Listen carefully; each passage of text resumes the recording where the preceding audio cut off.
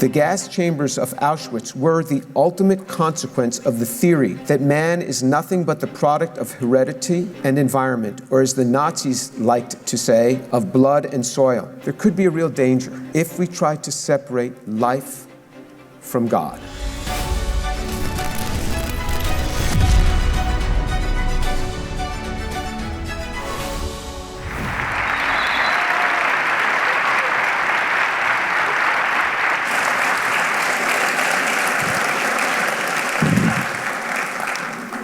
Thank you.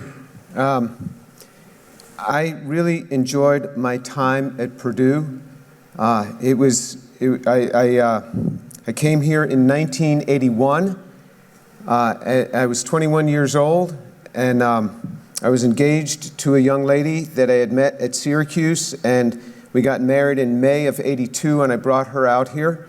And we were part of the Upper Room Christian Fellowship, and I loved that church, and I loved Purdue, and it was at Purdue that I thought I really want to be a professor because I love the whole academic environment, and this is really a tremendous university. You know, I've had the good pleasure of traveling all over the world and speaking at universities, and this place is really special. The talent at this place and the facilities and the things that you have available to you are really remarkable. And the support that you get from the administration, I know professors love to complain, but I'll tell you, this place is really supportive of the whole research effort. So thank you for this invitation. I'm going to talk about being a scientist and being a person of faith as well. So this is my family, and so you can just get to know us. This is my oldest daughter, Umbreen. She was born right here she was born in Lafayette, Indiana. We had to take her over there to what was Baptist Hospital at the time. This is her husband, Philip. Sabrina was conceived here and born while I was doing my postdoc. She's an attorney. Umbreen is finishing her PhD at Hebrew University in Jerusalem. Sabrina's an attorney in Houston. Josiah is just about to finish his residency in family medicine, and Ben is in business school. He worked for a few years. He's back in business school, and this is my wife, Shireen. We've been married 40 years, and these are our two granddaughters. So, thank you. So this is just an overview of a sort of a collage of some of the work that we do, and this is just to give you an idea of some of the work that we do in this area of nanotechnology. So in the upper left here is areas of laser-induced graphene. We found that we can hit any carbon material, any solid carbon material with a laser that's found in any machine shop. You probably have 20 of them on this campus. These are laser cutters found in any machine shop, and it will convert the carbon, even of a piece of bread, into graphene. We're not dropping graphene on the bread, we're converting the carbohydrate strands into graphene.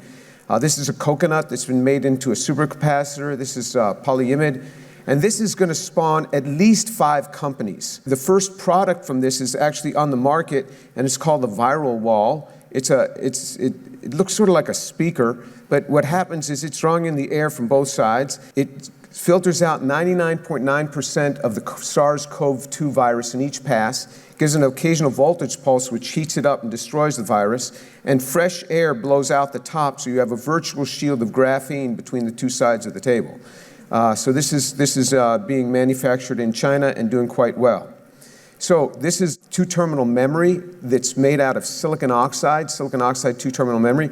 This is now in a company called Weebit, which is now a public company and doing very well, and it's two-terminal memory. We work in the area of traumatic brain injury, stroke, and dementia. And so we can take brains that would normally look like this after traumatic brain injury with hemorrhagic shock and make it look something like that. So it's really quite amazing what these nanoparticles would do. We learned how to grow graphene and carbon nanotubes conjoined, and when we got this, we knew it would be a great electrode. This is now licensed into a company that we started called Zeta Energy, and that is, they're making batteries, lithium on the anode, sulfur carbon on the cathode, and they just set up a prototype plant in Houston, and they have about 25 employees. This is in a company called Dots. This is graphene quantum dots. When we started this work, graphene quantum dots were selling for $1 million per kilogram. We learned how to make it from coal, which is $60 per ton, in one step and 25% yield. So think about those economics. And that, of course, lowered the price tremendously. And this is used in anti-counterfeiting. We put it in high-end women's purses and shoes because when they're made in Milan, Italy, they're shipped, say, to Houston Galleria in Neiman Marcus, and somewhere along the way, they've been swapped out with ones that have been made in Vietnam. And they look exactly the same, so how do you know? But this puts a marker in them, and then there's a little UV light that signifies, that tells you whether it's the authentic material. This is where we learned how to take plastic waste, and we can trap carbon dioxide on plastic waste. So we take one problem, excess plastic waste, and we use it to capture carbon dioxide, deal with another problem. This is an area called flash graphene. It is the fastest growing company I've ever been a part of. This is an H2 Blue, by the way. This is in a company called Dots, D-O-T-Z. This is a public company now. This is a startup company, H2 Blue. This is a startup company, Universal Matter, where we can take any carbon material, we put a high voltage, high current, and it converts it in bulk, not on a surface pattern like this, but in bulk into graphene. And so we can take waste plastic, we can take coal, we can take petroleum coke, and graphene sells between $60,000 and $100,000 a ton, and we can take something that's trash and turn it into cash in a flash. And we use this same process to purify what's called coal fly ash, the residue that's left over after coal burning, the toxic waste that's left over after making aluminum, which is red mud, or called bauxite residue. These are printed circuit boards that are left over from server farms. Every time you save something to the cloud, it goes into a server farm. These printed circuit boards are replaced every 3 years, and there's mountains of toxic waste in these printed circuit boards, and we just flash out the toxic waste. The residue is clean enough to be agricultural soil in California. So it really works quite well. We're doing soil remediation using the same method and flashing both the battery anodes and cathodes for remediation. We have another area where we've made nano cars. These are single molecule cars. They have a motor. You shine a light on it. That motor spins at 3 million rotations per second and will drive that car along. The car is 3 nanometers by 2 nanometers, and we can park 50,000 of these across the diameter of a human hair, so they're very small. And you can see them moving across surfaces. You can actually see motors will push them along. This is an animation of what's going on as these motors spin, but the motor actually spins at 3 million rotations per second. We've taken these motors now and we attach peptides to them, and we have these then attached to cell surfaces. We will target a specific cell type. And then we turn on the motor drills through the cell and kills it. We kill cancer cells this way. This is a superbacterium, which we've killed this way, and so we're killing superbacteria this way. We have a whole new generation of motors we call molecular jackhammers that are going not at 10 to the 6th rotations per second, but are jackhammering at 10 to the 12th, so 6 orders of magnitude faster. That gives you an idea of the background in some of our work. We also work in this area where we've taken graphene nanoribbons and we've used them to heal up spinal cord. So this is a rat that's had his spinal cord completely cut in two at C5 of the base of the neck.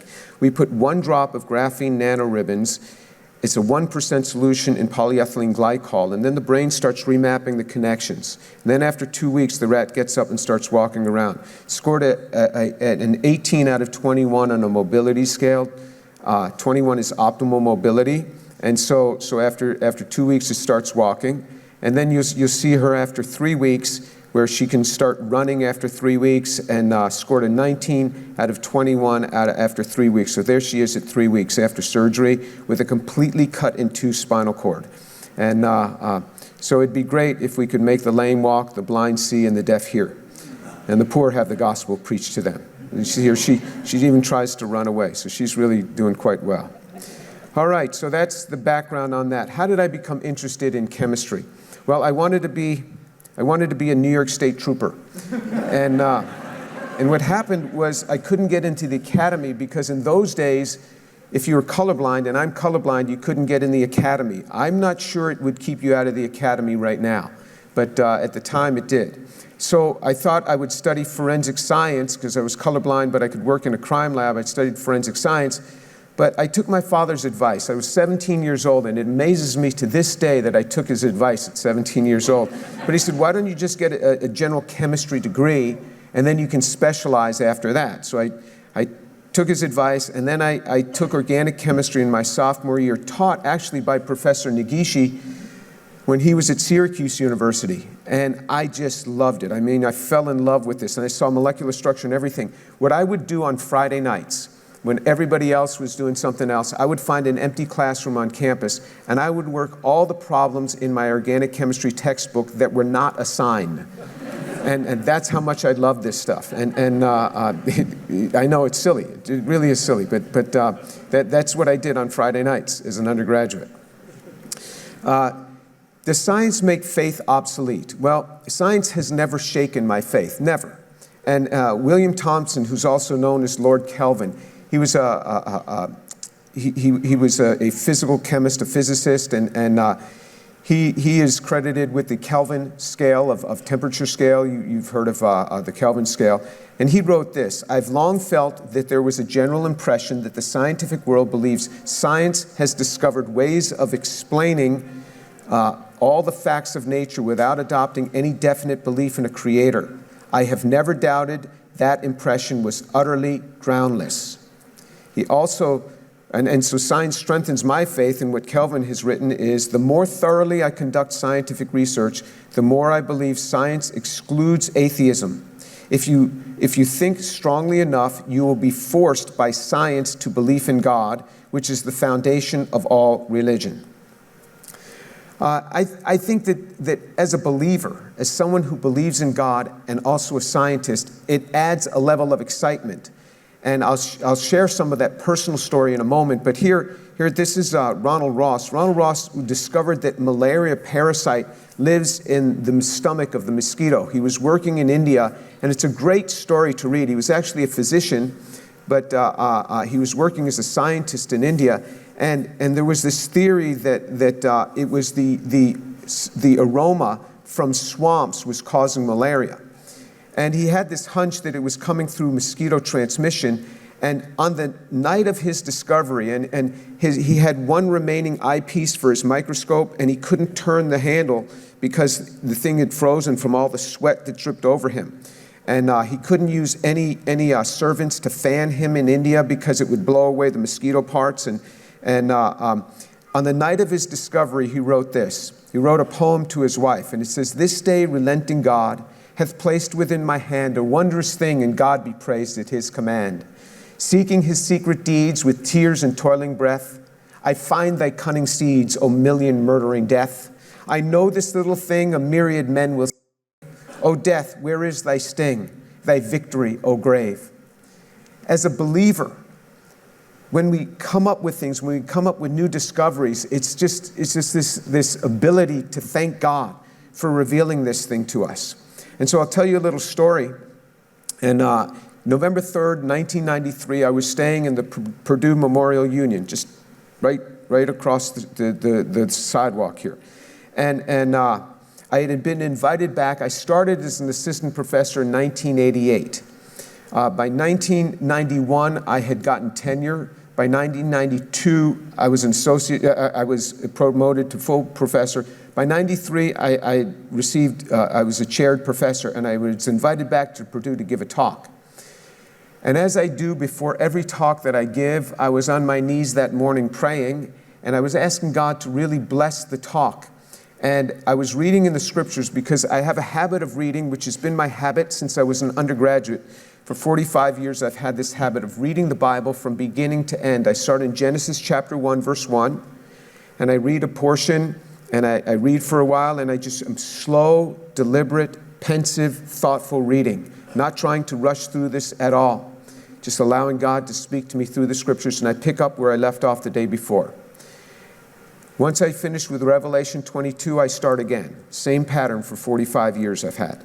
I was reading that morning in Matthew 21:21, and it says, "Truly I say to you, if you have faith and do not doubt, you will not only do what was done to this fig tree, but even if you say to this mountain, be taken up and cast into the sea, it will happen." I said, Lord, you're really raising my faith.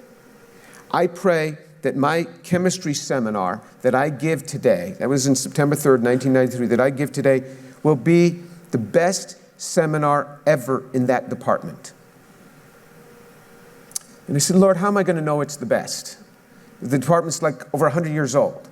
I haven't heard all the seminars, only you have. How are you going to show me that that's really the best? I said, Lord, if it's really the best, I pray that my professor, my mentor, H. Negishi, who was 2010, he won the Nobel Prize, but this was in 1993. He was just a regular guy at that time. And he used to, when I was a graduate student, anytime I brought him what I thought was a really good result, he used to say, pretty good for your level. And I never got over this man's waist. And I said, if it's the best seminar ever, Lord, I pray that my professor, Professor Negishi, says that it was super, that it was a super seminar, not a word that he normally used, ever used in the context of my work. Well, when I got done with that seminar, I knew God had blessed and God had anointed. When I got done, he was sitting right on the front row, right on the end. He stood up and he said, "Super, super!" It's an exciting thing to be a scientist with faith. Sitting right behind him was H.C. Brown. He was already a big shot because he had won the Nobel Prize here in chemistry in 1979, right here at Purdue. And I had known him as a graduate student, and he was in his 80s at the time. And I came down and I shook his hand and I said, "Thank you for coming to the seminar today." And as he's sitting there, he's holding my hand. He said, "I want you to know something. That was the best seminar I've ever seen in my life." And I said, "That's very kind of you to say that, sir." And in typical Nobel Prize winning fashion, he said, "I'm not saying it to be kind, I really mean it." And I just praised God. I praised God. How did life come into existence? It's the study of abiogenesis. Before biology, before you can have evolution, you had to have the start of life. There's a lot of things that are said. So what abiogenesis is defined as is abiogenesis is the origin of life from non-living matter. To construct any convincing theory of abiogenesis, we must take into account the condition of the earth about 4 billion years ago. This is not my definition. This is a textbook internet definition. And so that's what we have to do. So what are the characteristics of life? What are life's characteristics? Well, responsiveness to the environment, growth and change, ability to reproduce, having a metabolism and breathe, maintaining homeostasis, being made of cells, and passing traits on to offspring. And homeostasis is a steady internal physical and chemical condition. So this is textbook definition of the characteristics of life. This is what we've got to do to have life. Well, molecules don't care about life. Organisms care about life. Chemistry, on the contrary, is utterly indifferent to life. Without a biologically derived entity acting upon them, molecules have never been shown to evolve toward life. Never, never, never do they evolve toward life. They don't know what life is. They don't move toward life. A human being is a biologically derived entity and can try to push them in that direction. But they don't do that by themselves. Never have been known to do that. A synthetic cell. Well, in a synthetic, people will say, well, people have made synthetic cells. Well, they really haven't. It's sort of a misnomer. But in 2010, Craig Venter's team copied an existing bacterial genome and transplanted it into another cell. So if I buy a Corvette and I buy a second Corvette and I take the control chip, the computer control chip out of the second Corvette, put it into the first Corvette, can I claim that I made that car? I made that. He took a genome and he put it into another cell. So the structure was all there. He just put a new genome in. He called that a synthetic cell. But he didn't make this cell. All the infrastructure was there. In 2016, now it's a great experiment, but it's not creating life. 2016, Venter's team did something similar. They removed all but 473 genes from a natural genome and transplanted it into another cell. Now, the cell didn't work very well. It couldn't reproduce, and so he added 19 genes back in, and then the cell could reproduce. These are great experiments. I mean, really great experiments, but it is not making life. The cell was already there. We have to somehow build a cell if we're going to see where life came from. There have been claims of making life in the lab. It was claimed in 2 years, it was claimed that in 2011, the University of Glasgow said that they'd create life. This was in 2011. How's it going? They're not there yet. It was claimed in 3 to 5 years. It was claimed in 2014 from Harvard University that they would create life in the lab. They're nowhere close. Nowhere close. And it was claimed in 2021 that many of the paradoxes in origin of life have been solved. That was the claim. Well, what really is the current state of the field of abiogenesis? Well, nobody has shown a method to make enantiopure versions of carbohydrates, amino acids, nucleotides, or lipids in a prebiotically relevant manner. That means using chemistry that would be available on a prebiotic Earth. You're not using modern synthetic organic techniques. You have to use things that could happen randomly on an early Earth. If you're going to make a carbohydrate, all of those red arrows signify the stereogenic centers. I didn't put this one because it's the anomeric center, which can vary up or down, alpha or beta. But then you have to make amino acids. That 19 out of the 20 amino acids are enantiopure.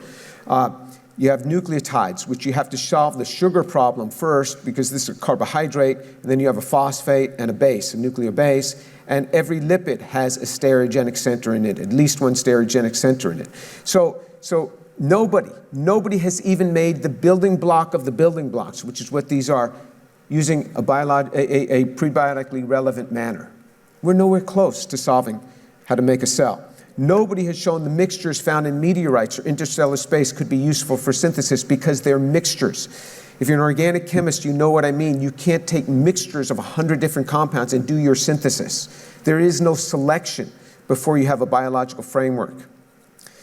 Nobody has solved the mass transfer problem in chemical transformation from small molecules to a cell. How much material would you need? This is a barge. How much material would you need in order to make a cell when you have thousands of steps you have to go? None of those steps are controlled, so your yields are going to be low at every one of those steps. You don't know how to do purification. That's the mass transfer problem. Nobody has ever solved that in trying to go toward life. Nobody has shown a prebiotic route to the polymerization of amino acids, nucleotides, or carbohydrates with the required regio, stereo, and stereospecificity, stereoselectivity, and regioselectivity. These are carbohydrates. We don't know how to put these things together. Peptides, we don't know how to put these things together because they have half of them have active side chains that have to be protected.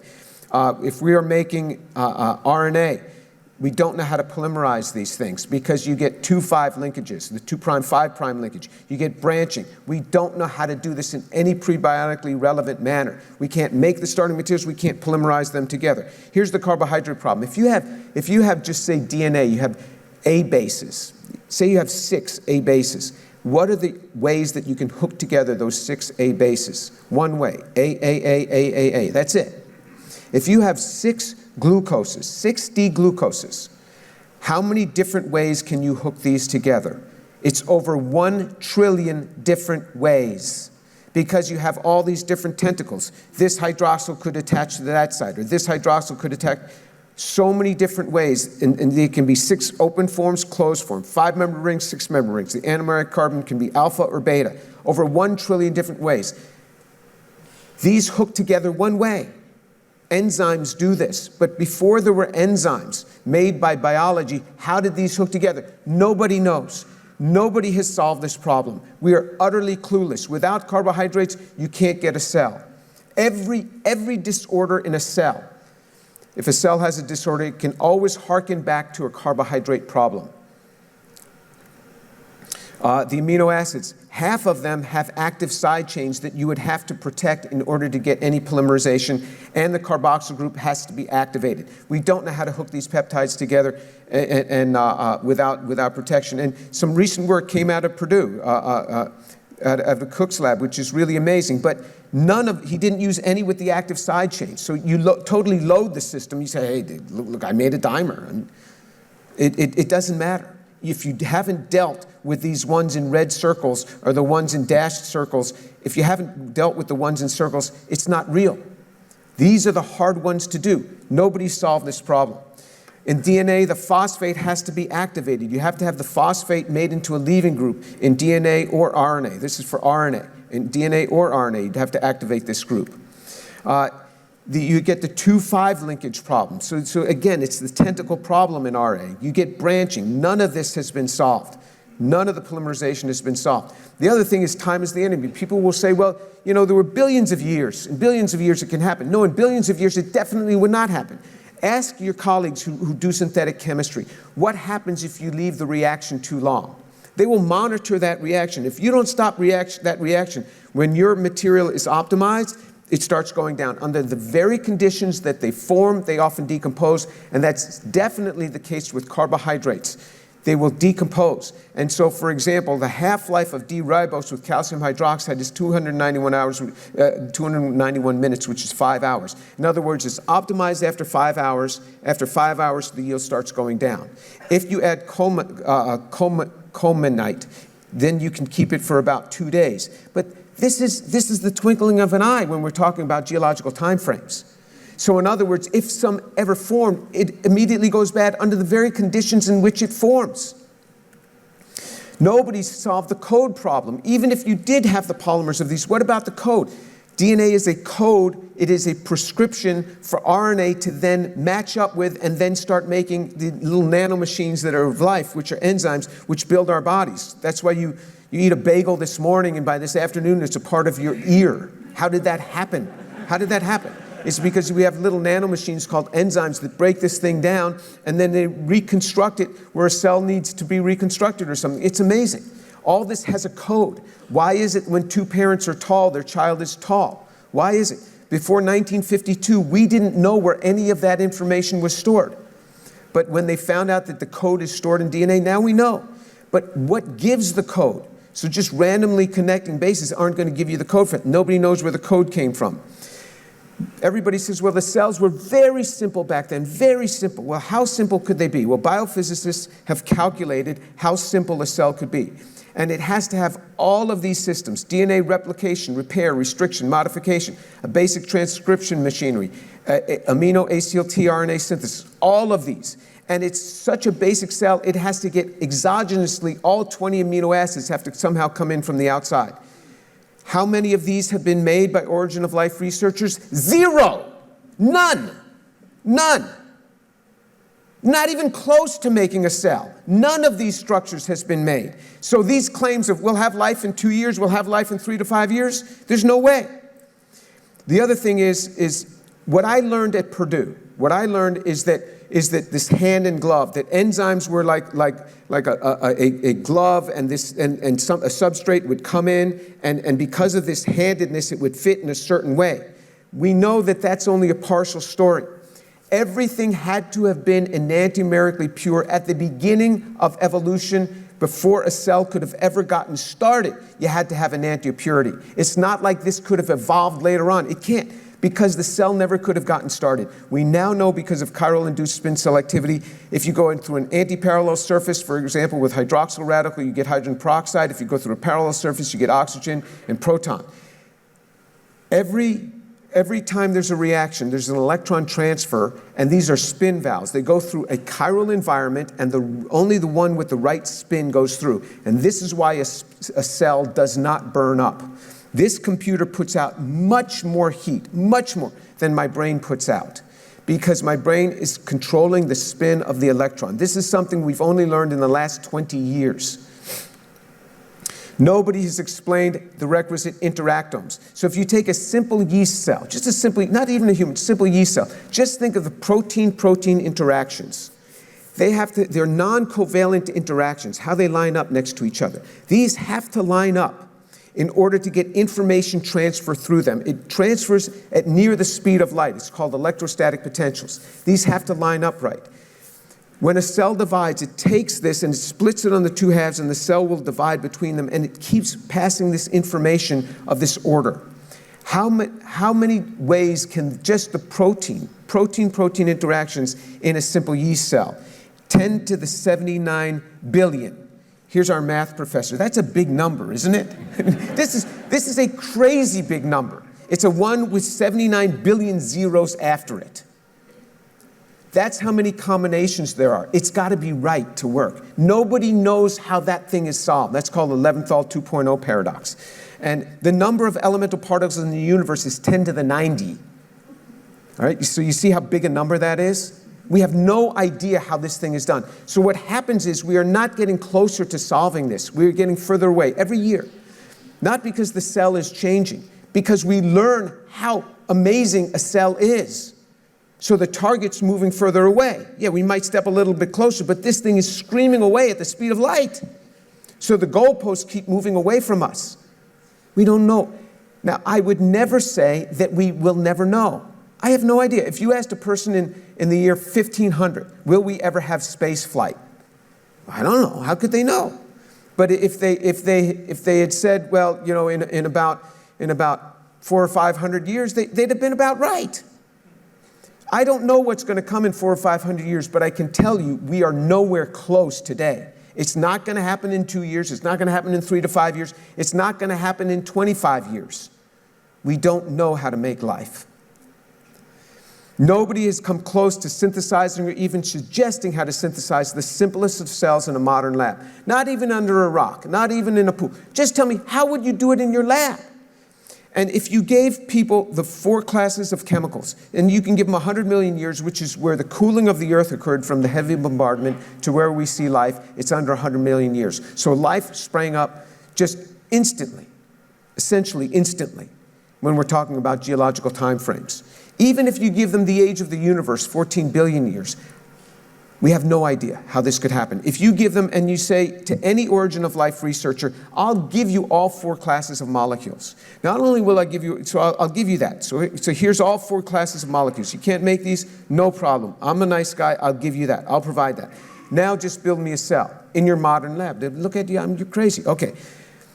Now just make the polymerized products. Okay, you can't make those. I'll polymerize them for you. I'll take them out of a living cell. I'll give them to you, the peptides, the carbohydrates, the nucleic acids, the lipids. I'll even give you the ordering of the nucleic acids so that you have the information code. I'll give you all of these pieces. Now just build a cell. In your modern laboratory, they'll look at you like you're crazy.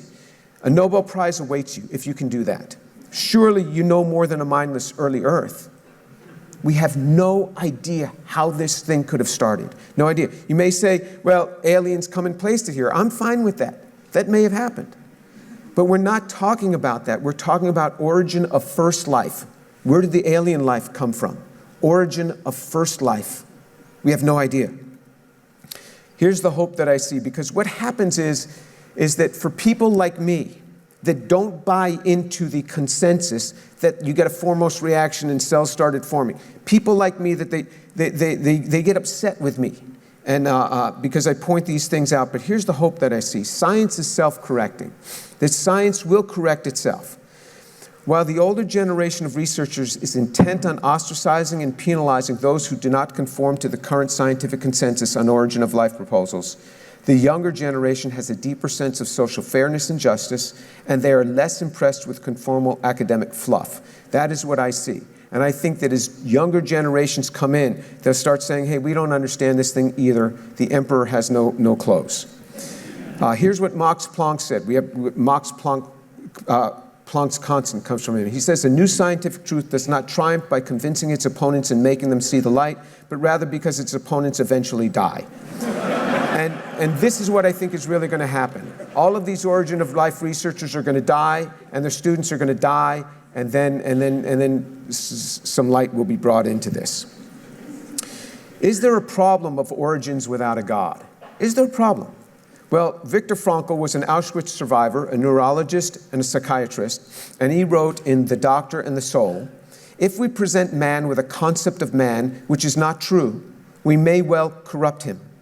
When we present man as an automaton of reflexes, as a mind machine, as a bundle of instincts, as a pawn of drives and reactions, as a mere product of instinct, heredity, and environment, we feed the nihilism to which modern man is, in any case, prone.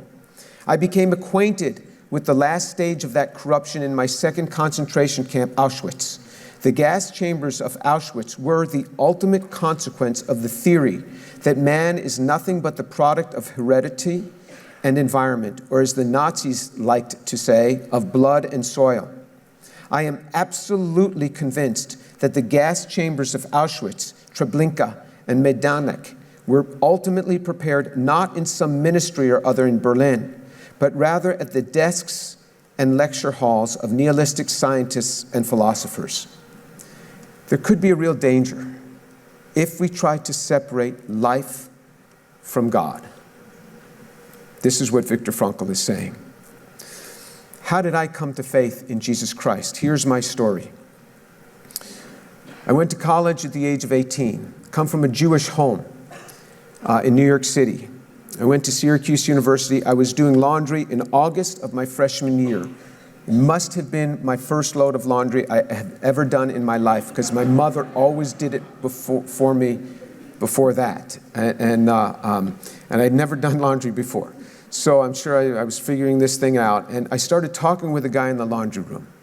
And he was on the Syracuse University football team, and he was a quarterback. And I said, "Are you going to play pro ball when you graduate?" He said, "Oh, no, I'm not good enough for that." I said, "What are you going to do?" He said, probably lay ministry. And look, I'm a Jewish kid from New York City. I have no idea what you mean lay ministry. I don't know what this means. And he said, like a missionary. I said, "Missionary? I thought all missionaries were dead." I didn't know there were missionaries anymore. I said, why would you want to become a missionary? You could just beam it in there with TV. This is 1977. We got TV. And he said, he was with the Navigators Campus Ministry. He said, "Do you mind if I give you an illustration of the gospel?" And he was an art major, and I thought he was going to draw a picture. And he started to draw a picture. He did. He drew people on one side and God on the other. There were no laptops or iPads in those days. He took something called a pen and a piece of paper, and he drew the thing out.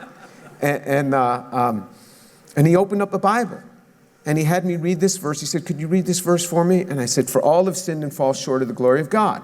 And I looked at him and I said, "I've not sinned. I'm not a sinner."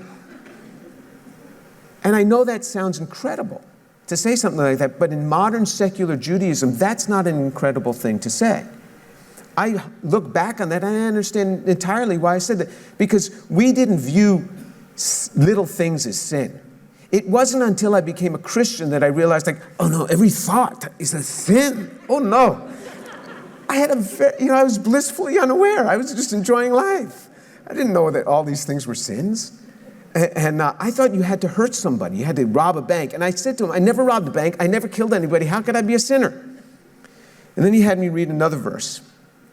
Matthew 5:28. "But I say to you that everyone who looks at a woman with lust for her has already committed adultery with her in his heart." Ooh. That was a hard one right there. That was difficult. I was addicted to pornography from the age of 14. I started working in a gas station just outside New York City.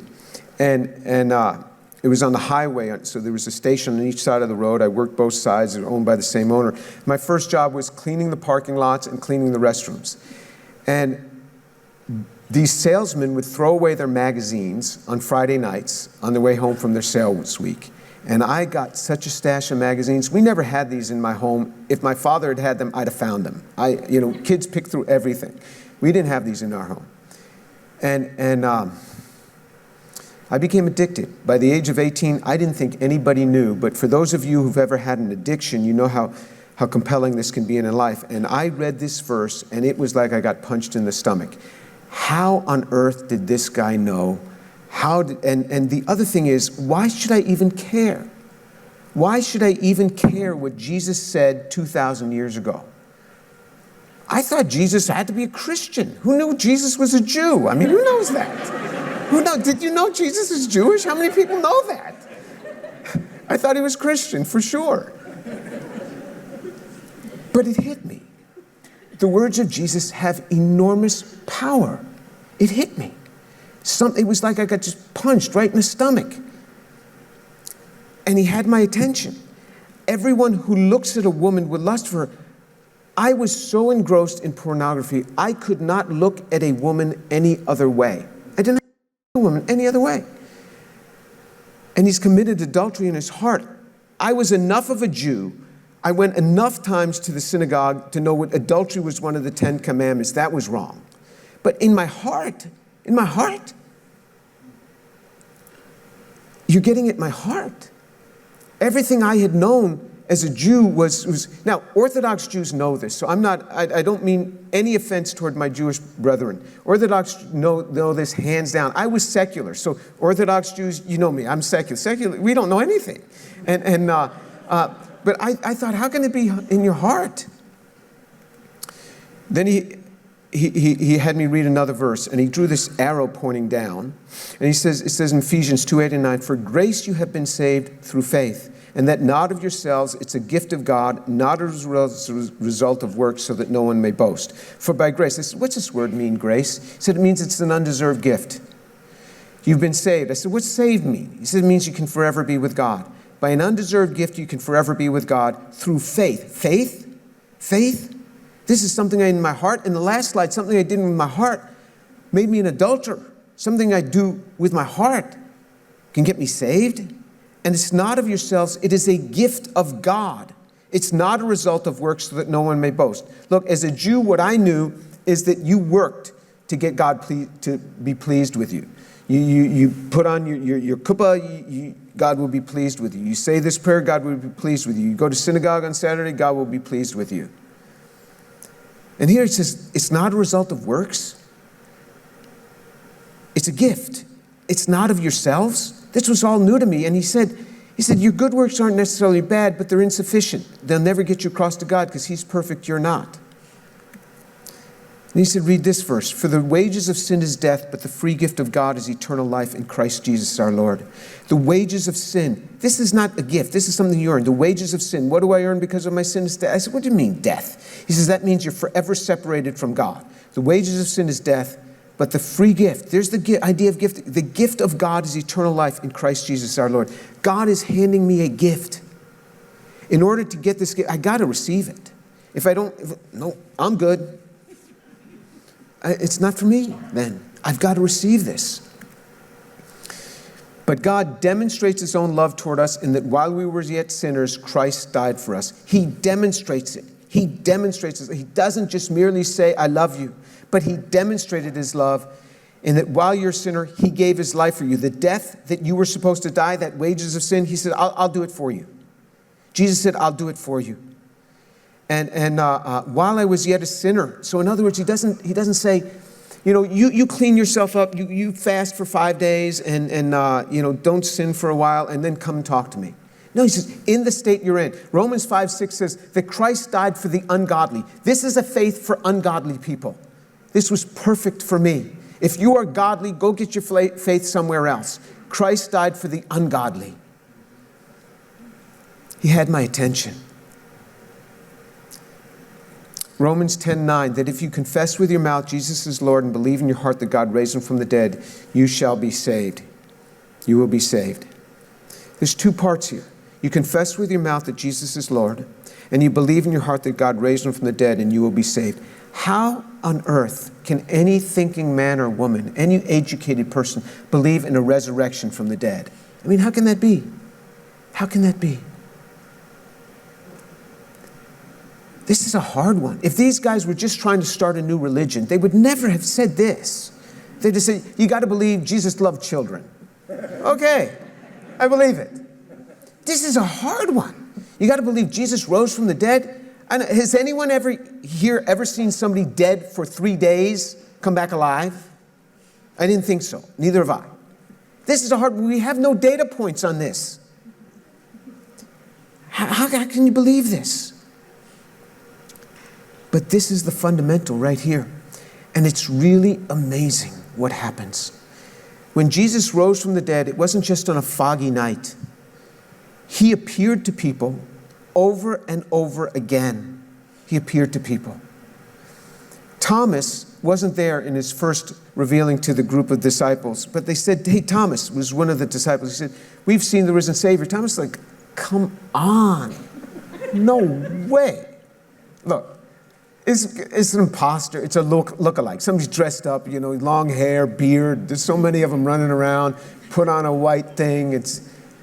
I'm not going to believe it unless I stick my finger into the holes in his hands where they put him up on that cross, and unless I stick my hand into the hole in his side.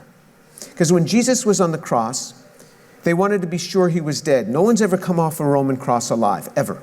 No example of that in history, because the deal was this. If you ask anyone in the army, what do? They'll tell you, I'm a cook, I'm a mechanic, I'm in the infantry, and you learn one job and you do it over and over. All this crew did was crucify people. They knew how to do it.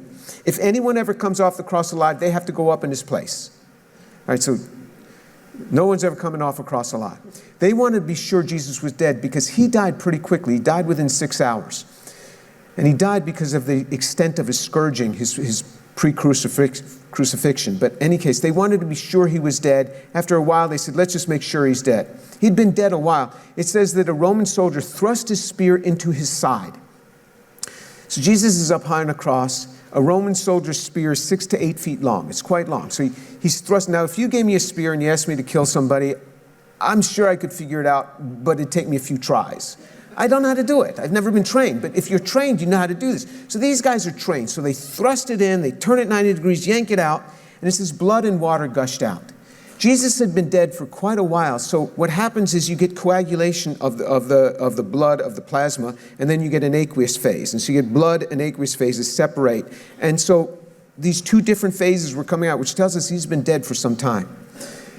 He's got a gaping hole in his side. Thomas says, I'll stick my hand into his side, only then will I believe. Jesus shows up to them. And he says, Thomas, come here. I want you to stick your finger into the hole in my hands. I want you to stick now your hand into the hole in my side. Thomas sticks his hand in a hole in his side. He's like, this is real. No man is walking around with a hole in his side big enough for a man to stick his hand, unless it's Jesus risen from the dead. They ate with him. They fellowshiped with him. He said, hey, come here. Guys, it says they thought they were seeing a ghost in the gospel according to Luke. They thought they were seeing a ghost. He says, no, not a ghost. Come here. Touch me. Touch my hands. See, I have flesh and bones. Then we have extra biblical writings as well. Tacitus was a Roman senator and also historian, a brutal historian when he didn't like somebody, but a very good historian. He wrote about the Christians that were being put to death for their testimony, and these Christians were saying the same thing, that Jesus is alive. And he talks about how they were putting them to death, how they would take fresh animal skins and wrap it, tie it to them, and throw them to wild dogs. We have the writings of Pliny the Younger, who's in Turkey. He was a governor in Turkey, a Roman governor in Turkey, and he's writing letters back to Trajan, the emperor of Rome. And he says, I've got these Christians, I'm putting them to death, they've got this testimony, and it's they're worshiping this Jesus who people say is alive. And I'm putting them to death. Am I doing the right thing? And Trajan writes back a much shorter letter. He says, yeah, you're absolutely doing the right thing. You give them a chance to recant. If they don't recant, you put them to death. And he's putting them to death. The amazing thing is this. These disciples saw him. Jesus was seen by over 500 people at one time. He was seen by all the disciples. He was seen by men. He was seen by women. He was handled. He was touched. For 40 days he walked on this earth. I would die for what I believe. Many people die for what they believe. There's nothing magical about that. No, people die across all religions. They die for what they believe. These men and these women were not dying for what they believed to be true. They were dying for what they knew to be true. And nobody dies for what they know to be a lie. We have writings that tell us that Peter was crucified upside down. One of the disciples was boiled in oil. Another was flayed alive, where they pin you to the ground and they peel the skin off you like you're a fish. And they wouldn't recant their confession. I'm telling you, if they were warming up the oil to boil this guy, and he had not seen Jesus risen from the dead, he'd have been like, hey guys, April Fools, Psych. Let me tell you what we did with the body. These people went to the death for something they knew to be true. The resurrection of Jesus Christ. And here's the amazing thing about the resurrection. Every week, I tell somebody this story about the resurrection. It's almost never in a setting like this. It's one-on-one, every week. The vast majority of people that I speak to are just like you in education. They're highly educated. Either they're college students, or they're graduate students, or they're postdocs, or they're professors, or they're physicians from the medical school across the street. And every week I see this. I see somebody go from not believing in the physical resurrection of Jesus Christ to believing in the physical resurrection of Jesus Christ based on this 30-minute conversation. How do you think that happens? How do you think an educated, I'm not asking you what you feel right now, I'm asking how you think that these other educated people can go from not believing to believing based on a 30-minute conversation. You say, well, they grew up in Christian homes. The vast majority of people that I share with don't grow up in Christian homes. Many of them are Chinese that grew up religionless. How do you think that happens? I'll tell you what I think. I think it happens this way, that the truth of the resurrection of Jesus Christ is already on their heart. It's already there. I'm just bringing them to the point of confessing to what's already there. And the other thing about it is this.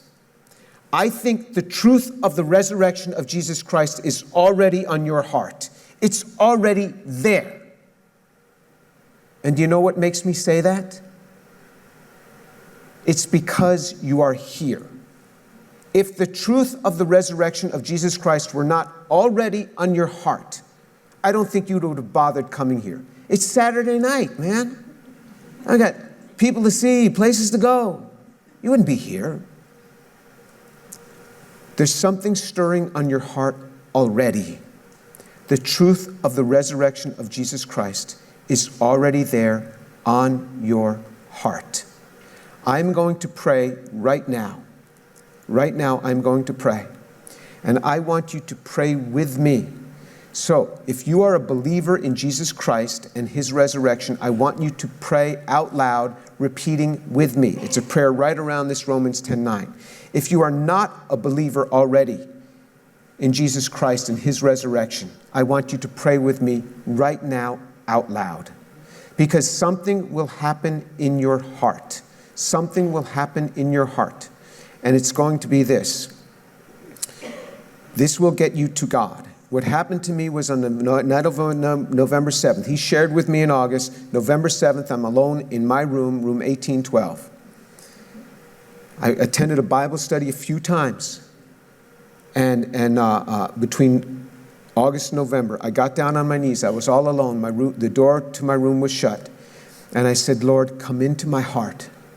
Forgive me because I am a sinner. And all of a sudden, I felt this burden of sin start to lift from me. And then all of a sudden, someone was standing in my room just off to my right.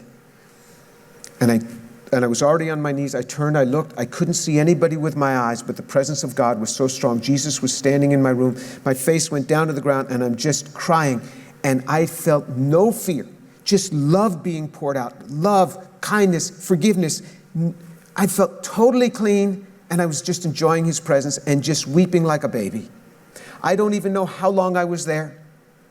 All I remember is I was standing up, wiping my face, and I couldn't stop thinking about Jesus. I couldn't stop thinking. I was dreaming about Jesus. I didn't tell anybody, what's this Jewish kid from New York City going to say? 2 weeks later, the guy who had shared with me in August in the laundry room lived on that floor, and he said to me, he saw me in the hallway, he said, Jim, have you received Jesus in your heart? I said, I think I have. Why do you ask? He said, you haven't stopped smiling for weeks. I said, how can I keep this sense of this presence? I've never had anything like this before. He said, if you read your Bible every day, it will stay. If you don't, you won't. For 45 years, I've read my Bible every day. that if you confess with your mouth Jesus is Lord and believe in your heart that God raised him from the dead, you will be saved. I want you to pray out loud with me. I'll say a prayer, repeat with me, and allow the Lord to do something in your heart. If you're a believer, say it again. If you're not a believer, say it for the first time. Invite Jesus in your heart, because God exists. He came in the form of a man named Jesus Christ. He lives forever and ever. Let's pray.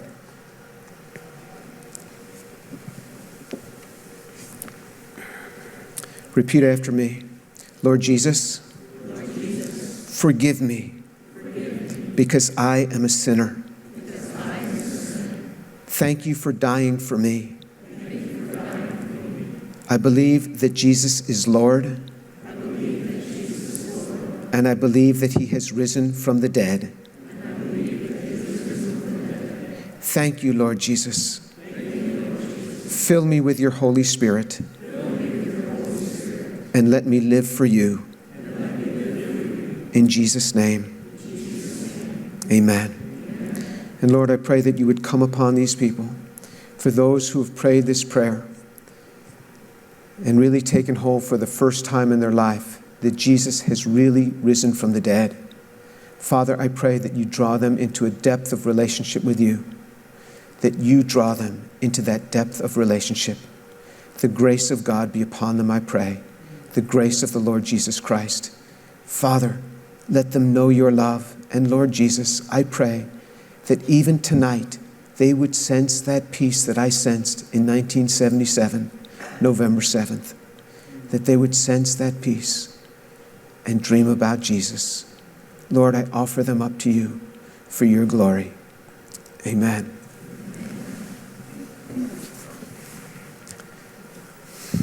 Here's how you can connect with me. If you still don't believe in the physical resurrection of Jesus and you'd like to hear some more about why I embrace it, you send me an email to tour@drjamestour.org, and I'll respond back, and we'll have a Zoom conversation together. You can see more about me. This is my YouTube channel, Dr. James Tour, and see some of my videos there. And with that, thank you for having me at Purdue. I love this place. Thank you. So what we are going to do here now is we can lift the lights a little bit, I think. We're going to form two lines. It's a time for Q&A. This is a time where I asked Dr. Tor hold back a lot of the evidence and the argumentation for certain things, because keep your powder dry for objections to come. Sometimes these are the most exciting parts of these events. I will also say that on the next slide, while the Q&A is happening, if you would find interest in doing this, we would appreciate this so that we can bring better events to you as well. Hit the QR code, fill that out, make some comments, some suggestions. Some of the groups that helped the coalition to help pull this together. If you want follow-up from any one of those, any questions you have other than those that you want to ask Dr. Tor himself here and now, or through a Zoom call later, if you want questions about philosophy, if you want other questions about history, about science, and so forth. We have literature written mostly by PhDs at 9,000 words and 11th grade reading level that we love to do with people here on campus. And any one of these groups will have access to this material as well. So the heart cannot embrace what the mind cannot believe. And I think smart people believe, and I think it's smart to believe. So what we want to do is invite people to come up to the microphones. There's one in this aisle and one in this aisle before Dr. Tor comes back up. And you can ask any question. The rules of the house are simply ask a concise question. Don't be giving a lecture of your own, and certainly keep it civil because we have some big mean bouncers next to those mics. You don't know that yet, but you will. But seriously, bring any question you want. Doesn't mean Dr. Tor is an expert in every area. We're going to hold him accountable to those areas that he is. Feel free, if you're a skeptic, to bring something. If you're a believer, you have a question. He's used to taking questions on other matters as well. So go ahead and come on up to the mic and ask away. Dr. Tor, do you want to come back up?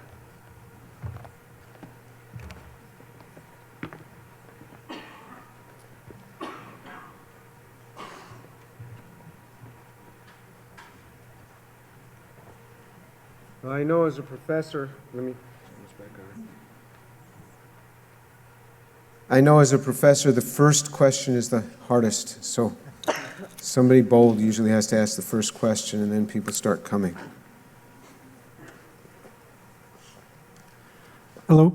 Hi. Can I ask 2 questions? Sure, yeah, go ahead. Okay. Fire away.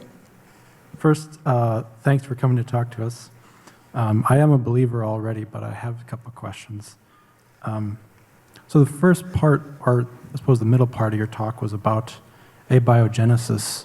And I'm wondering, what exactly is your argument with that? That is, like, I think if I remember correctly, I read on your website that you're not really a proponent of intelligent design. So what are you trying to argue for by bringing up the difficulty of abiogenesis? Yeah, so there is a whole lot of nonsense that is out there with claims on abiogenesis. I gave you a few of them. All of the paradoxes have been solved in abiogenesis. This is one of the top leading guys in abiogenesis says this. This is a bunch of nonsense. I just gave you a dozen paradoxes that we're nowhere close to solving. So that's my problem with this. There's a lot of misinformation, and so what happens is in textbooks from the 5th grade all the way up to graduate school, not just through college, but also in graduate school as well, talk about the primordial soup. There was a pond somewhere. Lightning strikes to small molecules, and they made these small molecules. Those small molecules then assembled into higher order structures, and then into a cell. And that cell then became the slithering creatures that came out of that pond. That's the primordial soup model that is taught right through graduate school. That is a bunch of nonsense. That's what I'm against, all right? We need to be able to tell people, because we'll never solve this thing if we tell people this has been solved, or that we're going to solve this within a few years, that we're close. That's my problem. As far as intelligent design, I am sympathetic to intelligent design. I believe God created a man named Adam and a woman named Eve. As far as the details of that, I don't know a whole lot. I only know a little bit about what's written in the Bible, but as far as the details of the chemistry that God did when he spoke these things, I'd love to find out. I mean, that to me would be a great lesson. But I don't know how to measure design intelligence. I don't know how to measure that. I don't have a tool. And some will say, well, you can infer it from this, you can infer it. That's interesting, and I'm, again, sympathetic to the arguments, but as a chemist, I don't have a tool in my arsenal of tools, and I have many tools, that says that's intelligent design, so that's how you name it, because I am holding my colleagues to the same standards that I'm holding myself. Use your tools, tell me something. What can you tell me by your tool? Does that kind of tell you where I am with intelligent design? Yeah, that makes sense, thanks. Okay. I'll come back with my second question. Okay, all right. And I'm not upset at all.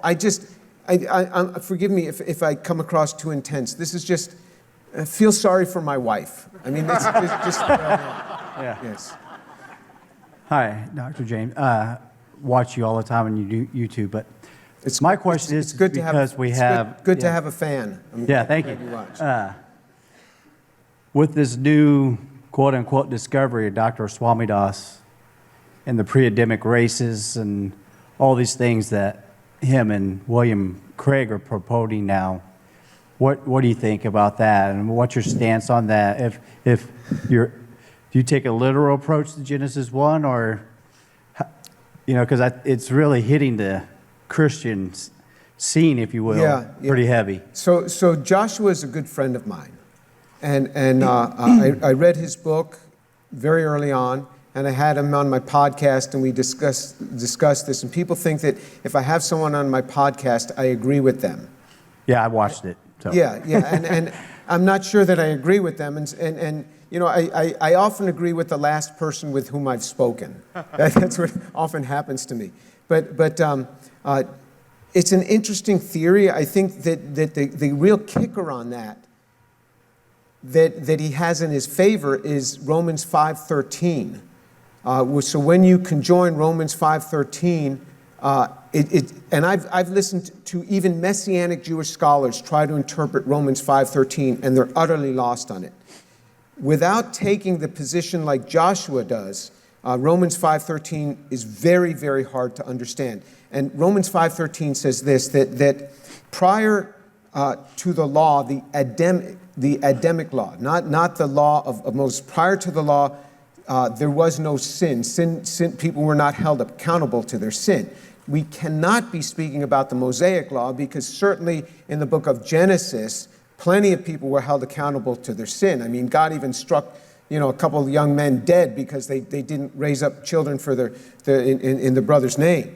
I mean, so it was a real mess. And so it really seems as if he's speaking about the Edenic from Adam and the Garden of Eden law, that people were not held accountable to their sin. And so let me summarize so the audience knows what Joshua's argument is here. And so it's that there were humans, and God chose from humans two people, a man named Adam and a woman named Eve, to have a covenant with them. And then they were intermarrying with this other race of humans that may not have been within the covenant, and that's how you can get this diversity in the genetics. That's his argument. And it's not that they don't take Genesis literally. They think they're taking Genesis literally. You think you're taking Genesis literally, and Jim Tour doesn't know. All right? I just don't know because everybody thinks they're the ones who got the right interpretation. I don't know if Joshua's right.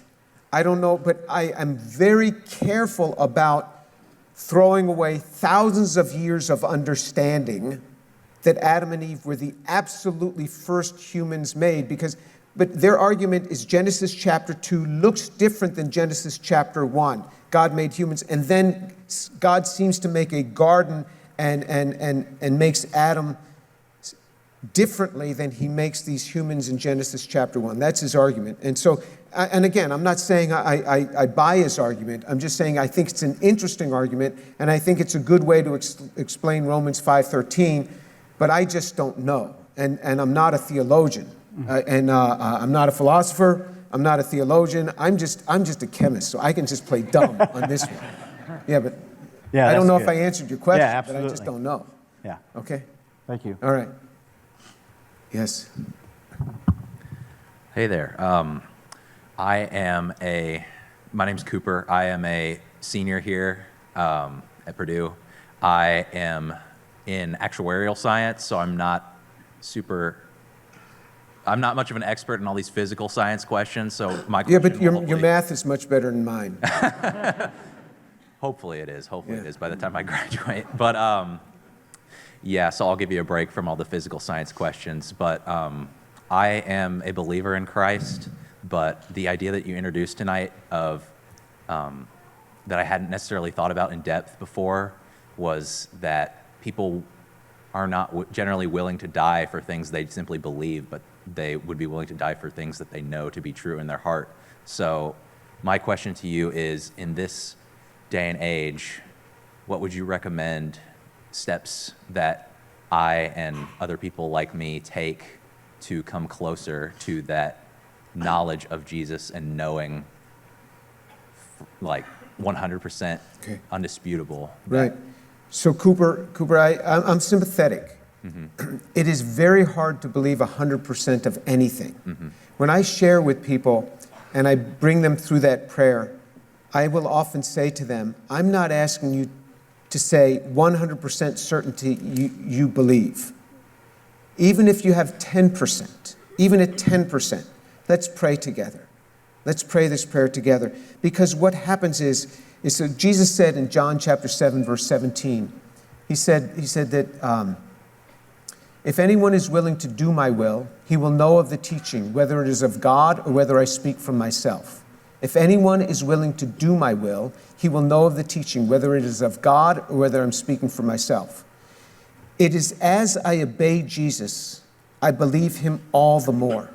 For 45 years, I have walked with Jesus. He's been my friend. He's been my daily companion. He's been the one that I bow my knee and worship every morning for 45 years.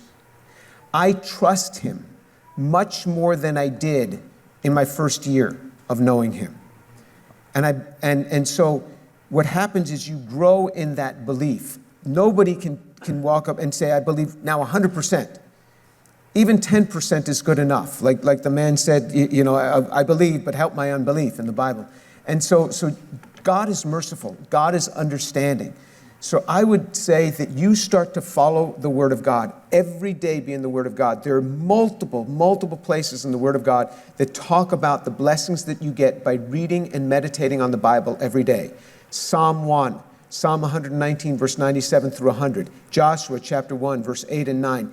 Every day, there is no blessing that's prescribed, written in the Bible for 3 days a week or 4 days a week. It's every day. This is why for every day for 45 years, because I believe that this is true. You get in the Word of God every day. You start for 15 minutes. I'm just asking 15 minutes in the Word of God. You're reading slowly, pensively, deliberately, and saying, Lord, speak to me through this. Speak to me through this passage. You will come to believe so much of the Word of God because you will see it worked out in your life in practicality, that this 10% of belief that you might have is going to grow. It's going to grow to the point where you're like,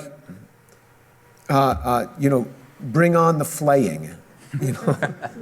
Okay? Yes, thank you very much. All right. Hi. Yes. So what are your thoughts about a 6,000-year-old young Earth as implied or described by the evidence in Genesis and most Christian scholars versus the common secular consensus of an old billions of years old universe? Yeah, I'm not sure there's consensus on Christian scholars on 6,000 years. So there's certainly a group of people that embrace something of 6,000 years. Now, I will tell you this. It's really very interesting. I think have you ever read the work of Gerald Schroeder? Okay. I have not. All right. So take a look. You have? I have not. No, Okay. sorry. So if you Google Gerald Schroeder, it doesn't matter how you spell it, it'll come up. Google is terrific with this. That's what I love about Google. And you do Gerald Schroeder, Age of the Universe. He has like a 3-page document, and he has a whole book on this now. And I've met Gerald Schroeder. He is an Orthodox Jew. He's a physicist. He lives in Jerusalem.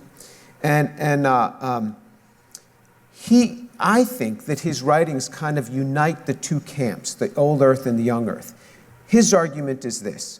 We know that our universe is expanding. That's why tomorrow will be a slightly longer day than it is today. We know that because the universe is expanding. This we can observe. So the vast majority of people who believe that the Earth revolves around the sun are going to believe also that we have an expanding universe. If you look at the origin of this expansion, when it was all very close, now we're moving further and further and further out in time. If you look at the origin of this, things would be happening from our viewpoint very, very quickly. If we're looking back in time, because we do know that time is relative to where we are in the expansion of the universe. So time is all relative to where we are in this expansion. So because of this, what happens is when you look back at it, it looks like things were really compressed. Now we know that if we look at it from our perspective of time today, it looks very far apart. And what he does is he's able to unite. He didn't try to unite the two camps. He just described it in this way. And for me, it unites the two camps. If you look at humans as we know them, where we bury the dead, where we bury them with trinkets, where we play musical instruments, that is geologically, that is anthropologically, that is certainly sub 50,000 years old, around 50,000 years old, maybe even less than that. So it wasn't hugely long ago that people were doing this. People as we know them are sub 100, sub 50. So the difference between a 50 and a sub 10 is not that much different. People as we know them. So there's science like abiogenesis science where it's not settled at all in my mind. And there's other science that's that's really quite settled. As far as the age of the universe and the age of the earth, that appears in many ways by multiple different frameworks to have been settled science from lots of different standpoints. I'm also very sympathetic with the Bible. And the way I interpret the Bible, are there any gaps there? We certainly know that there are gaps in genealogies. You talk with any Bible scholar, there are gaps in the genealogies, and they will predict what those gaps are. So even if you go and you really try to count days back and you get 6,300 years, we know it can't be just that because there are gaps in the genealogies. So to say that it's 6,300 versus 10,000 or something, when you're talking about geological timeframes, the delta's small enough that number's all the same. I've thrown out a lot of points. I probably have confused myself and you at the same time.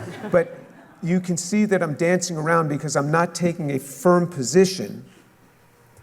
I'm very sympathetic with settled science. I'm also sympathetic with the Bible. My interpretation of the Bible, I always have to be careful of. There are some things that are very clear, like the physical resurrection of Jesus Christ, multiple sightings, touching, saying, touch me and see. And then there are other things that are less clear and subject to interpretation. So that's kind of where I am on this. Okay? Okay, thank you. All right. Yes. Hi, Dr. Tor. My name is Vlad, and I'm just to preface, I've done enough schooling to know that all the teachers tell me that Wikipedia is not a good source to quote. But I was looked up your Wikipedia page before coming here, and I was curious about. It led to a source on the New Yorker talking about how you said that you feel that religion plays no part in your scientific work. So I was curious what you meant by that. Yeah. Clear that up. Sure. Okay. I pray that God blesses my work all the time. Pray that He gives me creativity all the time.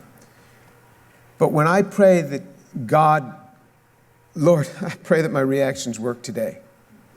I am not praying that my and only my reactions work, because if somebody else can't reproduce this, I'm in big trouble. You see what I mean? So I have to go in and I have to run a reaction. I can't know a priori. I ask God to lead me in the right path. But it's in a general sense. So in other words, I'm asking God to lead me in the right direction, but not just to make my reaction work and nobody else's. I've got to function within the realm of science. If I don't set this thing upright, if I let oxygen into a reaction that's got to be, it's going to be air sensitive, it's not going to work. It's just not going to work. And unless there's something miraculous, and God can intercede and do the miraculous. And miracles happen, but they don't happen all the time. That's why they're kind of called miracles. And so generally, that I actually think Wikipedia is not bad until sometimes you get some clown on there that inserts some things. But in general, it's not that bad. But and I did say that because in the context in which I was being questioned, they were trying to see how much is my religion affecting my science? And I was trying to say that I approach science like a scientist. I was trained by Professor McGee's, you try this, and then you modify this, you change one parameter at a time. If I was just willy-nilly, well, I think I'll tweak this knob and this knob and this knob, and maybe it's just going to be right. I don't do that. Maybe somebody's going to pray and boom, it hits right on. To me, that would be fortuitous if it happened to hit right on. But I will change one parameter at a time so I can logically figure out and tune in on the optimal reaction. That's kind of what I meant. Okay, thank you. All right. Hi, Dr. James. I'm a freshman at Purdue, and today I sent the flyer for the promotion for this to one of my friends who's an atheist. And I really want him to come here because he's also trying to be a chemical engineer, so I thought he'd find interest in this. But he saw the flyer and just said that he's good and he doesn't want to come. Yeah.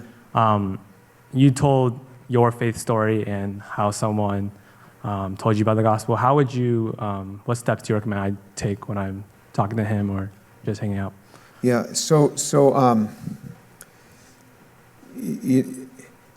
you can certainly pray for him. You pray for him and your heart begins to change for him and God begins to work on his heart. I think if you continue to be a friend to him, and a lot of times everybody in the world goes through things. And what I have seen with colleagues who are not open is that they usually come to a point in their life where they're open. And it sometimes takes years. They're going through a divorce, or a spouse has died, or they've lost a child. And something has shaken them so that they realize, hey, they're not in control anymore. There's things that are way beyond them. And then there's openings. And if you've befriended them, they often will give signs of their openness. And I really use signs of openness. And people say, how can you lead one person to the Lord every week? It's because I'm not walking up to people on the street and as that one person that I'm sharing with that week and just a cold call. I am carefully looking for signs in people's lives. So if a student asks me, if they ask me, you go to church every Sunday? That to me is a sign that there's some interest there. And I will intentionally go after that. And so if there is some sign, I really look for signs that let me know that something is stirring in their heart. And that's what I do. But you have people, you have this guy in your life that means something to you. And I think if you continue to be his friend, you will, and you pray for him, there will be some time when there will be an opening. And he'll be more open than he is at this immediate point. Okay, thank you. Hello, Dr. Tor. My name's Kevin, and I'm a second-year student in, Polytech Institute, aviation management to be exact. So I'm pretty much the last person that probably should be here, but I mean, the reason why I'm only here is because I'm a believer already, and really it's because I heard about this event from my church group. But I was kind of interested about your, about that abiogenesis thing you presented earlier and how you had that sort of myth versus fact, like how people think they'll do it within like 2, 3, or 5 years, and then you kind of rebutted that with saying like nobody has ever come close to setting the foundation for this whole like synthetic cells or creating life and that sort of thing. But I have a feeling that people still are kind of obsessed with creating life by their own hands. So I was wondering if you could speak more on that, because I feel like there's other sorts of motivation here other than just, I know the primary motivation is just to kind of play God, but I was wondering if you think there's some other motive here. Yeah, I actually don't think they're trying to play God. I think that, I don't think that that's my colleagues' motivation for doing this.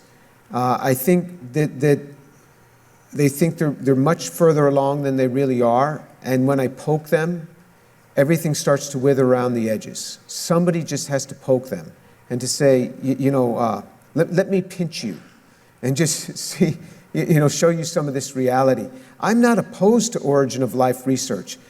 I think that we should stop doing it the way we're doing it because we're just not getting anywhere close. I think actually Craig Venter is closer to doing it the way I think you might want to do it. So in other words, if I just, as I tell my colleagues, rather than trying to build a cell all the way up, could you just take a cell that just died and bring it back to life? No, nobody knows how to do that. We don't even know how to define what it is we just lost. All right? We can describe the characteristics that were just lost, but to describe what life is fundamentally a very hard question. We can describe the characteristics of life, but what life is a harder question to answer. And can we bring it back to life? So, because a resurrection has got to be easier than a de novo synthesis. And so a cell just dies, bring this thing back to life. Everything is just about in place. You have all the code, everything is there. And so what Craig Venter is doing is he's taking a cell and knocking things out just before it dies. And he's seeing, how many genes can he knock out and it not die? And then how come when you knock it, then what was lost when you knocked out that gene right there, and then can you bring it back? That seems to me to be somewhat better because we're so far from being able to do the de novo ab initio construction. That thing is really hard to do. So I'm not opposed to this research. I just think, and then their claims go crazy, and what I'm opposed to is that we've taken surveys, and I know the people that took the surveys. 2/3 of the general public believes that scientists have made simple cells like bacteria in the lab. Nowhere close. 1/3 of the general public feels that scientists have made even things like frogs in the lab. And it's nowhere close. And you say, who are these people in the survey? 80% of them had college education. 80%. So that's what bothers me, okay? But I think you were supposed to be here. That's good. Kevin, you're in the right place. Well, thanks. Thanks for your time. Next question. Hi, Professor. There is an idea in behavioral psychology that was developed by B.F. Skinner, who is an American psychologist. It is called operant conditioning. It says that behavior is more likely to appear more frequently if it's rewarded and less frequently if it's punished. How can we reconcile this idea with the idea that Jesus was put in Christ to pay for our sins? Because what does it mean to be good if someone has paid for my sins? Oh, okay. Well, I don't know Skinner, and I don't know about this reward stuff. I never studied this, so I don't know anything about it. So I can't comment on that. Okay. I can just comment on my own life. I can be good for very short amounts of time. It's very hard to be good for something on the order of hours for me. I have thoughts that are not good. I have many things in my life that are not good. I actually thought I was pretty good once in my life, as I told you. When I've come to see the purity of God, then I realize my own humanity is far from this. I am unable. I can't speak for you. I trust you are a much better man than I am. No, that's. But I can speak. I don't say this. I can speak for myself. Left to my own devices, I can't go without sinning for very long. My thoughts are wicked. You put me in traffic, and my thoughts are wicked.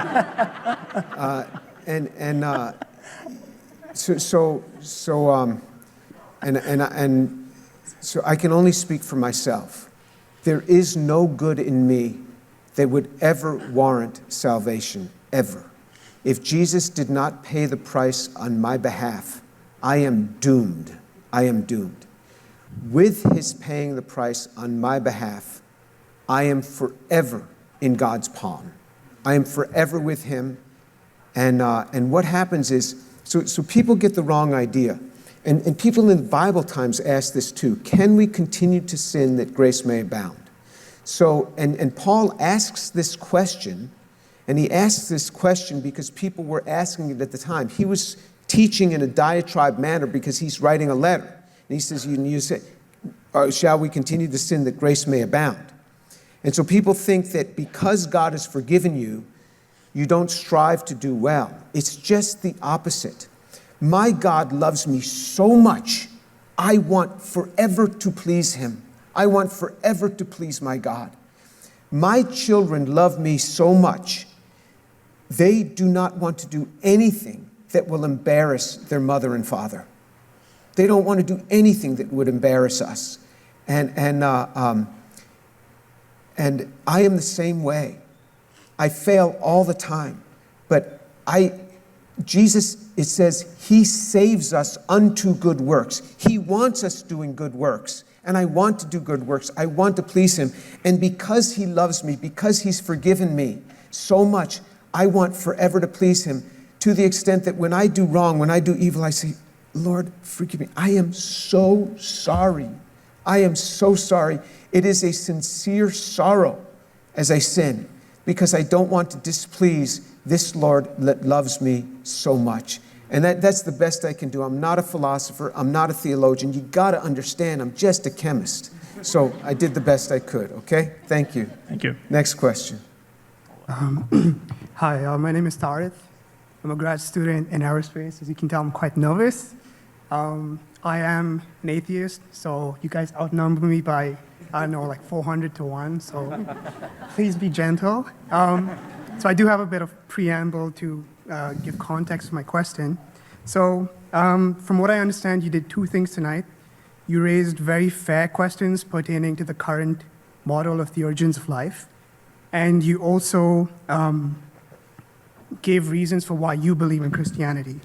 That specifically is what my question is in regards to.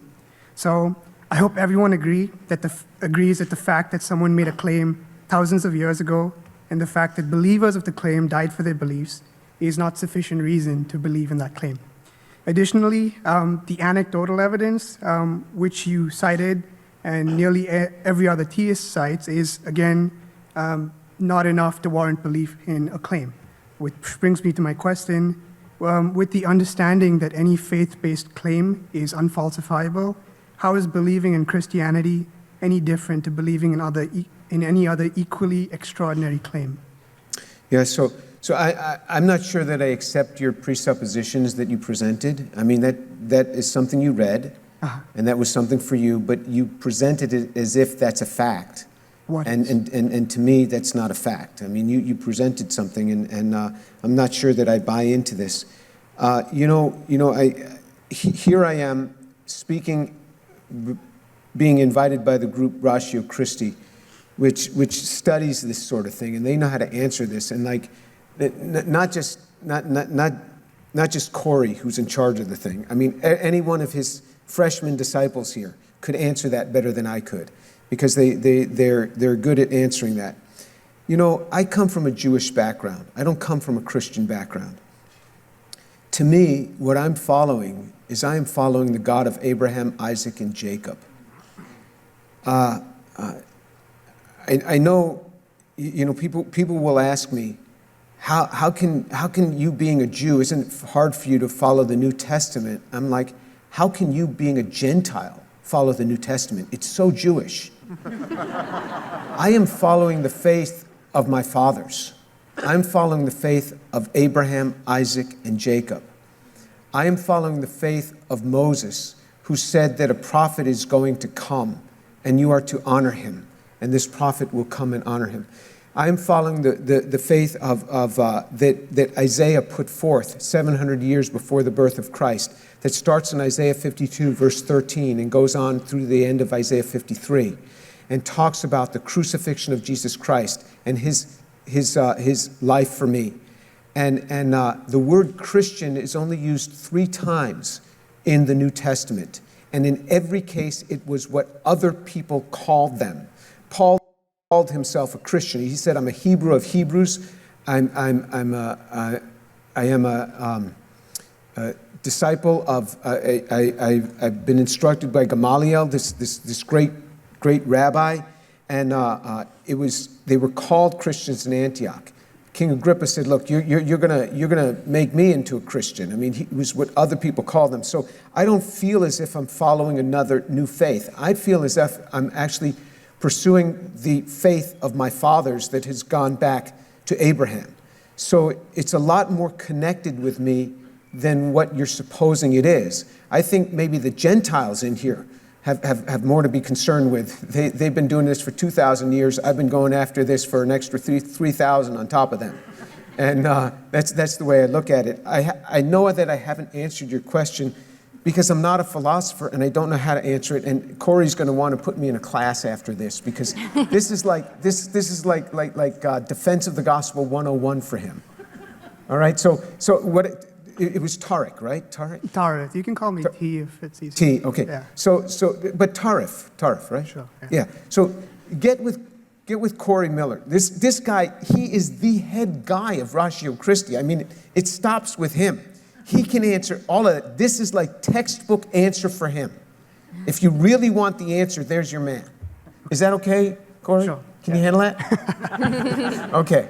All right, thank you. Okay, hi. My name is Evelyn Spieth. I am a junior in plant genetics, breeding, and biotechnology. I tend to talk a lot when I'm nervous, so I'm just going to go straight forward and ask my question. You said that science has never shaken your faith. Does that mean you've never questioned it? And if you have never questioned your faith, would that nullify some of the arguments you've made towards bias or to a bias? You know, Jesus came in my room when I was 18 years old. My faith is not based on that event. It is not. It's based on the resurrection of Jesus Christ, and it's strengthened through the power of the Scriptures. Because people can have all sorts of, things go on in their mind. I am just telling you, at the age of 18, I gave my life to the Lord. I learned all sorts of things in college. It never drew me even a nanometer away from Jesus. Never. So this thing where people say, I kind of drifted away in college when I heard this, I hear them. But I'm telling you, I never experienced that. When I studied biological systems, so I was building a molecular, a synthetic brain. We called it a synthetic brain. This was in the late 90s, and in the mid-90s. I had proposed this to DARPA. It was a disordered array of molecules, and then we would program it to do something useful. It had no specific order, and we called it a synthetic brain, and DARPA said, you got to change the name, the press is going to not, so we called it a molecular computer. And then a few years later, they had a whole synthetic brain program.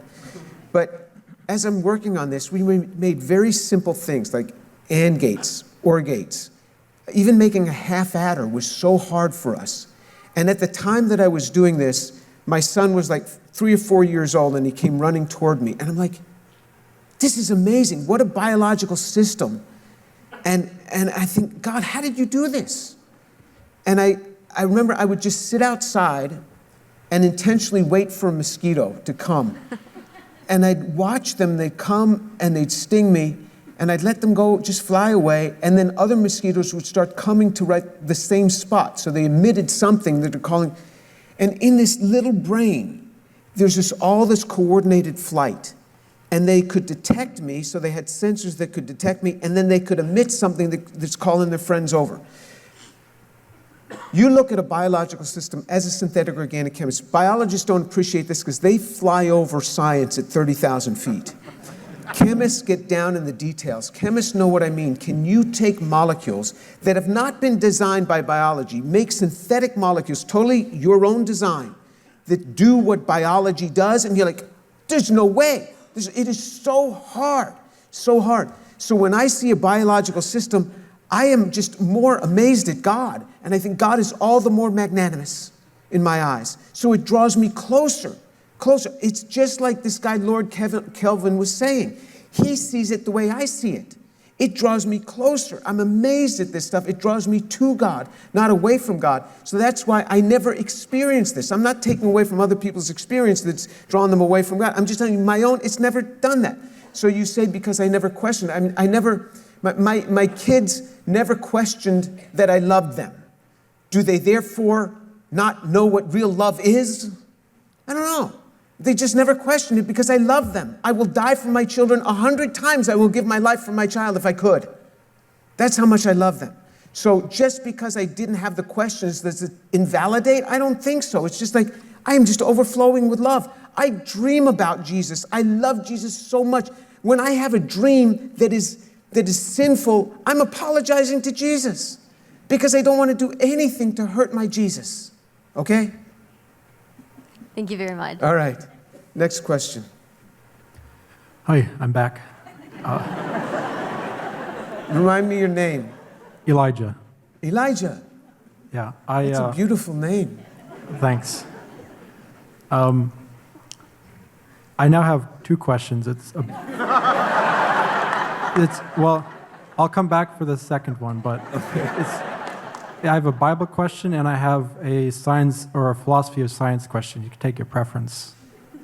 It's your choice. Fire away. Okay.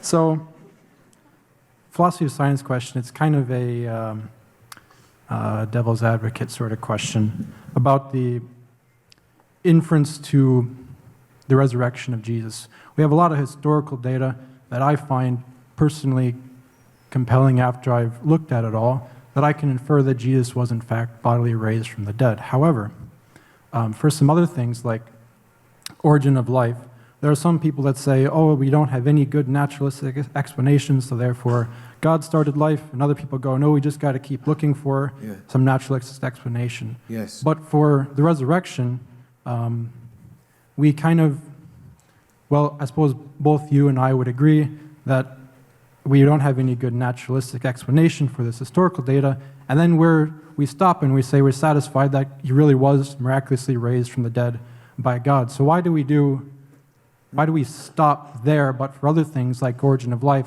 we insist on, we keep pushing? Yeah, that's an interesting question. You know, I never thought of that. Why do we do that? So, you know, I've never said on origin of life, I've never used the God of the gaps argument. You know, I've never said, we don't know, so we'll never know, therefore God just did this thing. Now, God could well have done it, but he also stored the information in the cell and we didn't know where it was, and then in 1952 we learned, and it just made God all the more remarkable to us. So it doesn't lessen God at all. With Jesus Christ rising from the dead, it wasn't just that singular event. It was an event that was prophesied, that was talked about for thousands of years that this would happen. And the timing actually converges right on that point. I mean, scholars have just looked at this thing. The timing converges right at that point. You look at the writings of Daniel, and Daniel long predated Christ. And even if you say, people will say, well, he came much later, it's still always BC. We have the Dead Sea Scrolls that are dated 300 plus BC. And so we know that these prophecies, so it wasn't just that event in isolation. It was numerous prophets defining the time, defining the event, how he would die, the length of time that he would be in the grave. So it was much more than just that singular event. There were many things that led up to this. And one could even say, even all the way back to Genesis chapter 3, verse 15, where he promises that God's going to take care of this thing, that God himself is going to deal with this, that he was going to strike the head of the enemy. So we're going back thousands of years pointing to it, so it has a whole lot more basis behind it. Okay? Okay, thanks. All right. I'll be back. Yes. Okay. Hi, my name is Zachary. My question is a bit divisive, and I kind of hate to be the one to ask it here. So with that in mind, I've also prepared a secondary question if you would simply rather ignore that and not have to open that particular can of worms.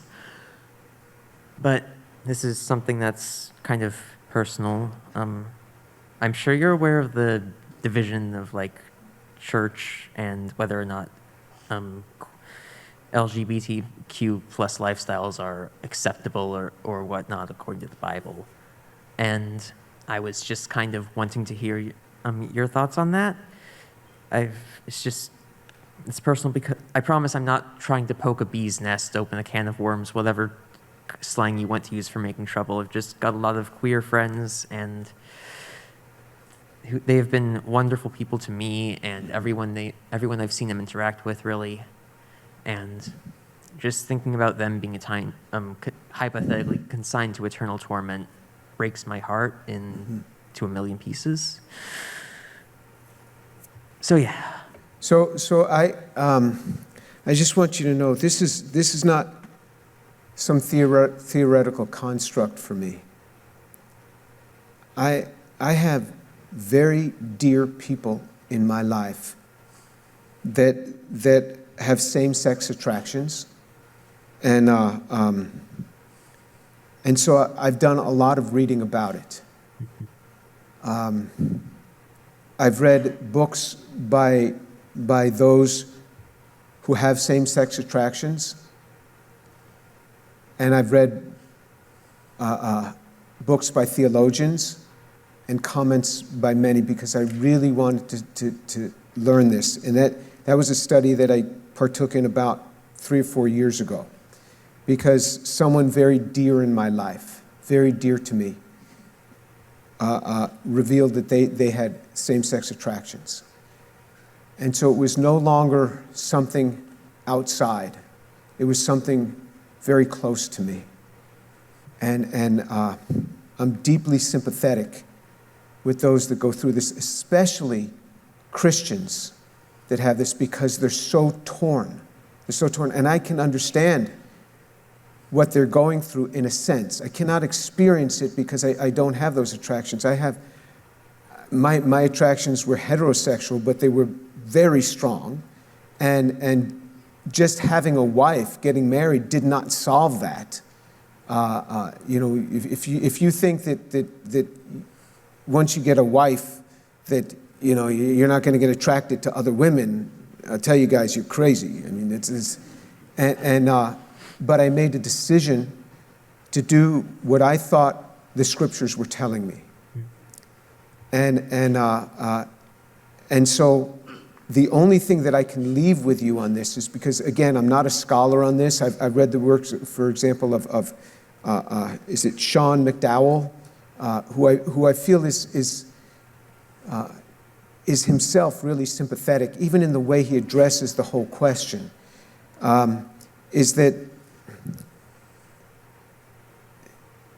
do you not know that your body is not your own, but you have been bought with a price? Therefore, glorify God in your body.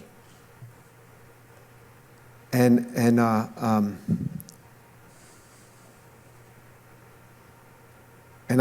have to leave it with that scripture. That's what the scriptures say. And for the people that I know that are seeking the Lord and are having same-sex attractions, both men and women that are having same-sex attractions, this is a very, it tears at them because they really want to know and they want to understand. I think a book that really helped me on this was Born Again This Way. Born Again This Way by Rachel Gilson. Born Again This Way by Rachel Gilson, who is a same-sex attracted woman, but she loves the Lord, and reading her life experiences, and then also Rebecca McLaughlin, Confronting Christianity.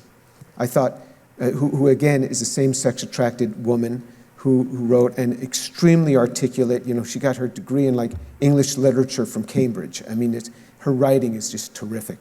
To me, most Christian books read as if they had been written in 2 weeks, because they have. And I feel that there's very little depth because there's no blood in it. And that's why when you read something like C.S. Lewis or G.K. Chesterton, you see the men's blood there. And the books are totally different. These two women, I think, have done a really good job because they left a lot of themselves right there. I have read the book by Matthew Vines, who is a same-sex attracted man who believes that as a believer he can move in the realm of having a monogamous same-sex marriage. I read his arguments. It was harder for me to buy into those arguments, but I read those arguments. I read these books, and I read these books at the request, well, not specifically at the request, but as I was trying to deal with this person whom I love deeply, who was struggling with this. So it's not a theoretical thing for me, and my heart goes out, especially to believers who are struggling with this sort of thing, because there's a lot there. And I just leave it at that. You had a second question. Okay, so you want to hear my silly bailout question? Yeah, quickly. Okay. I'm sure you've heard them at some point. Do you have a favorite Christian-related joke or Christianity? A favorite Christian what? Favorite Christian or Christianity or biblical-related joke. Do I have a favorite biblically related joke? Yeah, yeah, I do, actually. It's a Jewish joke. Okay. It's a Jewish joke. You want to hear my Jewish joke? Yes, absolutely. Okay, it's so this guy goes to his rabbi. And he says, Rabbi, you wouldn't believe what happened. I brought my kid up in the synagogue. We went to synagogue every Saturday, at a bar mitzvah, and I sent him off to Harvard, and he became a Christian. And the rabbi said to him, funny you should ask. My son became a Christian too. And the guy says, he did? He says, yeah. He says, I even brought him through the yeshiva, and he went through the whole system. We lit candles every Saturday. He was with me in the synagogue. I sent him off to Brown University, and he became a Christian. And he said, Rabbi, what did you do? And Rabbi said, I talked to God about it. And he said, and what did God say? God said, funny you should ask.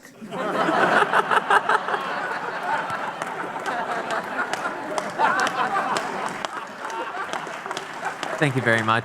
Okay. Go ahead. That was pretty good.